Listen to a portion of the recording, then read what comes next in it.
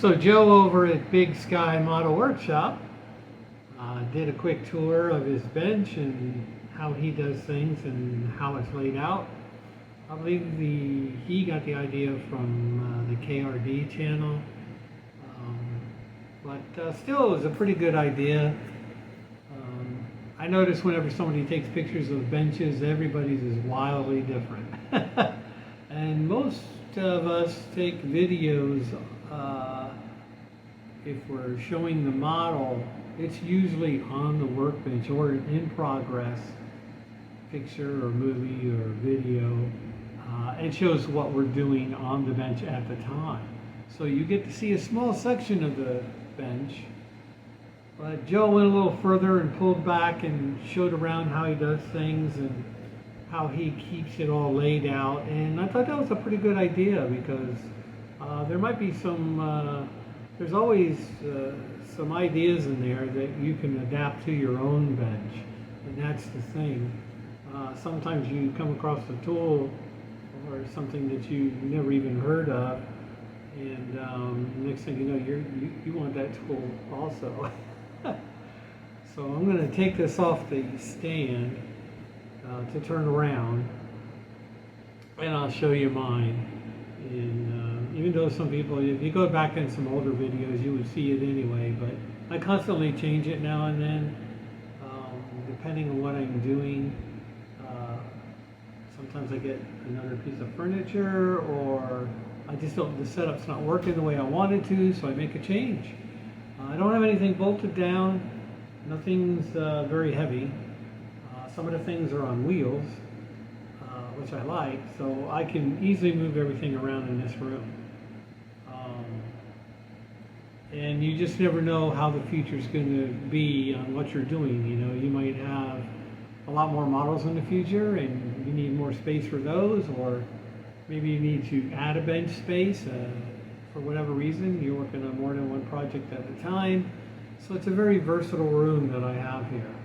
So let me take this off the stand, and sorry, I dropped something, and we will take a look. Let's see here. So I'm going to do that and pause it a second. So now we're looking at the second bench that I have, the extra one. This is the whole area, just so you can get an idea of, you know, this is on my left behind me. This is my regular bench I use most of the time. So this bench here is just for, I have a long-term project on it. And when I'm using this, I sometimes use it to stage parts that I already painted, and I'll set them on the cardboard. So I don't get the table. This is just a table. You can buy these tables at Lowe's. Probably $60, $80. I don't remember. This is a shorter one. So they're not much. They're plastic. Very light. Easy to move.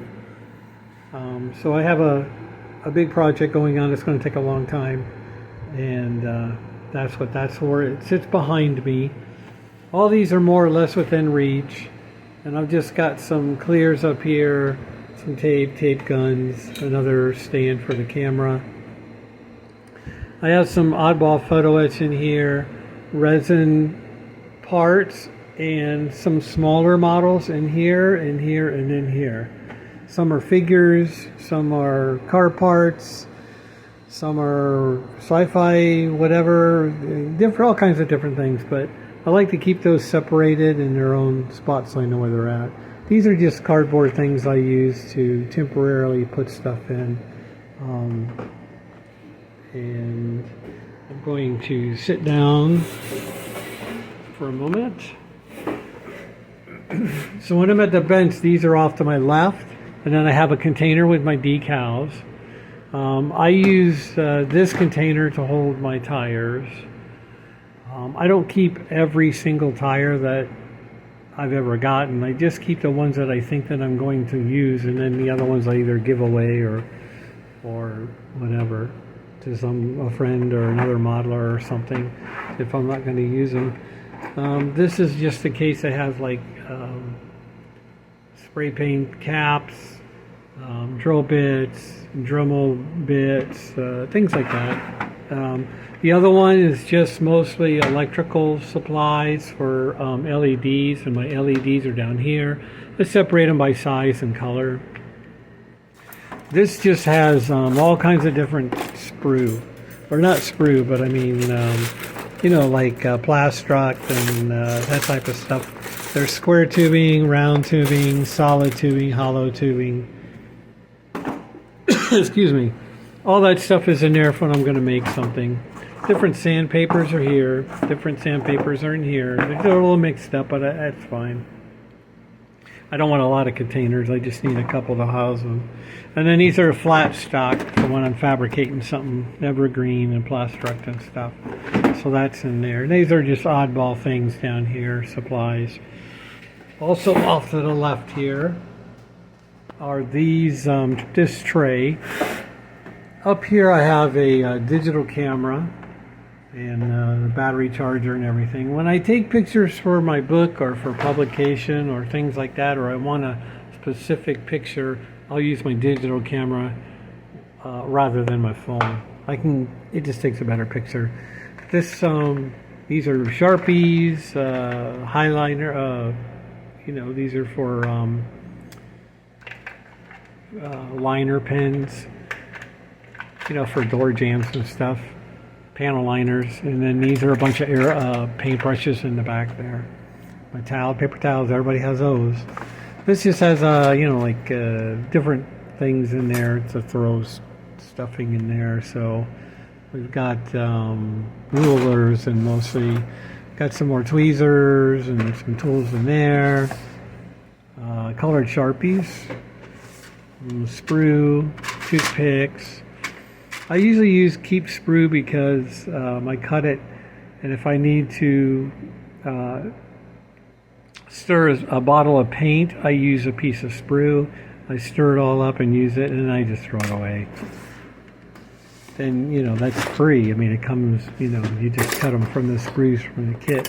There's some other tools in here, a saw and some other miscellaneous, more tweezers, screwdrivers, little things like that.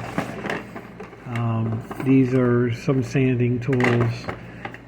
That's from God Hand, and I like these because they have a handle on them. They're a little easier to hold. Not the best handle. I mean, it's still very, very small.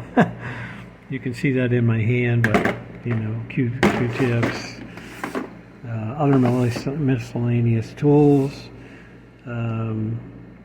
masking tape. Everybody needs that. Miscellaneous. And when I paint something with a brush, I usually just squirt the paint out on this. It's styrofoam. You don't want to use paper because some paints will bleed right through the paper and just make a mess on your desk. So the styrofoam works good. It's cheap. Go to the dollar store. And I just do this, and then after it starts to get full, I throw it away. It's fine. So, but anyway, this is on my left, so it's easy to get to. This is just an area where a shelf I use to store quick stuff with more or less within reach, but projects I'm looking at or working on or something like that. These are trays. I try to separate the parts if I'm working on more than one kit at a time, so it just makes it easy to separate the parts, especially if they're painted. And this is the bench. Most of the time it looks like this. I don't have a lot of, I don't need to be looking at all kinds of 100 bottles of paint, 100 things of glue, 1,000 paintbrushes. I have no interest in looking at any of that stuff. I don't have any of those built-in shells or stuff, or it's just not my thing. It's not what I need. I do have these models in cases, whatever, just for the heck of it, and I change those around sometimes, but it's just the way I do it. I like the desk surface clear, so I can spread everything out and work on my model and have lots of room. I see some people, some builders have like an 8-foot desk, but they only work in like 2 feet of space, and I can't do that. I like to spread everything out. But like most of us, I have this tray here is just the things that everybody uses. I use these tools the most. So it's it's a pin vise, putty, to me a putty, scissors for decals, a screw cutter, hobby knife, tweezers. This tool right here I use for spreading the putty with. It came with a set of tweezers. It doesn't have a brand name or nothing on it. Years ago I used to use my finger because that seemed to be the way to go. It worked pretty good, but this tool works pretty good too. You can use either end, but it's very easy to clean. The putty comes right off of it. You just wipe it off. And a lot easier to getting that off this putty off this tool than it is getting it off your finger or your hand. These are just glues and paints that I commonly use on a car model. Silver or metallics, flat black, gloss black, red. We have some clear glue, Tester's glue, Tamiya glue, super glue, panel liner. So all that stuff you just use a lot of. And then these are my, this brush is just to get stuff off the desk. These jars are what I use to clean up a brush. One has water in it. It's a little, I need to change it. It's a little radical. And then this one has mineral spirits in it. And those are just, when I'm using a paintbrush, I, paint the parts or whatever. And then these are right here so I can clean them very easily. And then I'm done. Use a paper towel. But this is, this tray here I use because if anything, I happen to make a leak or leak any of it out, it'll stay in this tray and won't go all over the bench. These are just some super glues, a thin one, a thick one, and then some Tester's glue.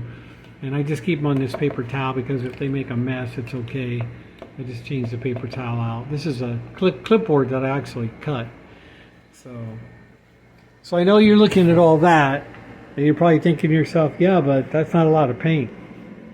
And you would be correct. But the paint rack, I have this paint rack here for model paints, mostly Tamiya and Testers. So those cans are all right there. You can see I have multiples of different colors, but some of those cans are almost empty, and I don't like to get rid of the can until it's absolutely 100% empty because they cost money. And then these are all my eyedropper paints, and some of them are Testers, things like that. Any other kind of paint that I have is all in this rack here. I'll probably actually move this out of the rack over somewhere else because in a smaller space. Because the rack is fine, but it's just a big rack, takes up a lot of room. But that's where I keep them. It doesn't bother me to get the exercise and jump out of my chair from my desk and get a paint. And I'm not using these every day, and I'm not using these on every model, so it's a short distance to jump up and get it. So I don't mind them being over here and not in my way, not on my desk. The clear parts, this is just extra model parts, engines, wheels, clear parts. Spoons for testing paint. Clamps, metal clamps, plastic clamps, big clamps.